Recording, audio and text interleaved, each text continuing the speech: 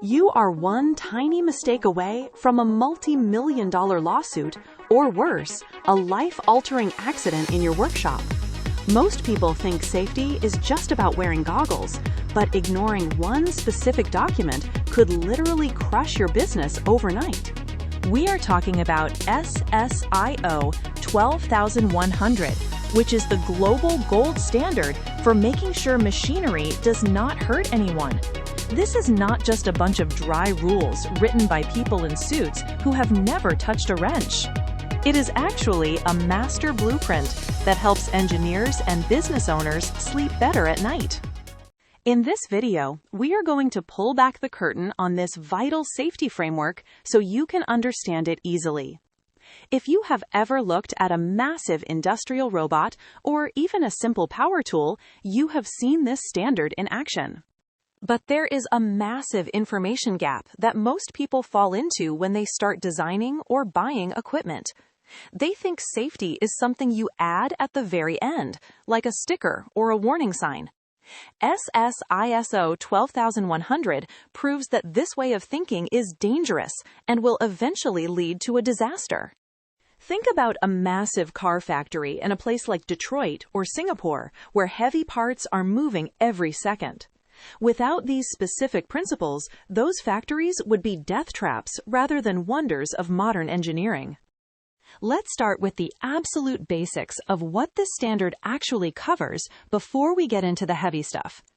SSIO 12100 is essentially the primary map for identifying hazards and reducing risks throughout a machine's entire life. It covers everything from the moment the machine is sketched on a napkin to the day it is scrapped for parts. The core goal is to reach a state of safety that is acceptable, because no machine is ever 100% safe. To understand this, we need to look at the difference between a hazard and a risk, which sounds simple but is often confused. Imagine a shark in a tank. The shark is a hazard because it has the potential to cause real harm. The risk only happens when you decide to jump into the tank and swim with that shark. ISO 12100 teaches us how to keep the glass between the person and the shark as strong as possible. It forces designers to ask what could go wrong, how bad it could be, and how often it might happen. This process is called risk assessment, and it is the heartbeat of the entire international safety community. You start by defining the limits of the machine, like what it is supposed to do and who is allowed to use it. Then you move into identifying every possible way a human could get hurt by the moving parts or electricity. Think about a simple conveyor belt in a shipping warehouse, moving thousands of boxes a day. If a worker's sleeve gets caught in a roller, the machine doesn't know to stop unless you have planned for it. ISO 12100 gives us a very specific three-step method to solve these problems in the right order. Most people skip to step 3 immediately because it is the cheapest, but that is a massive mistake. Step 1 is what we call inherently safe design, and this is the most powerful tool in your entire arsenal. This means you design the machine so the danger never exists in the first place, like rounding off sharp corners. If you can move a pinch point far away from where a human stands, you have solved the problem forever. If you cannot design the danger away, then you move to step 2, which is technical protective measures. This involves adding physical guards, fences, or light curtains that shut the machine down if someone gets too close. You have probably seen those red emergency stop buttons or laser sensors that beep when you cross a line.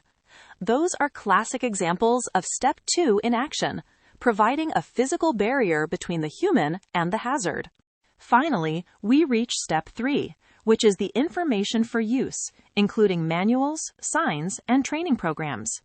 The reason this is the last step is that humans are prone to making mistakes when they are tired or distracted. A warning sign cannot stop a machine, but a physical guard or a smart design choice can actually save a life.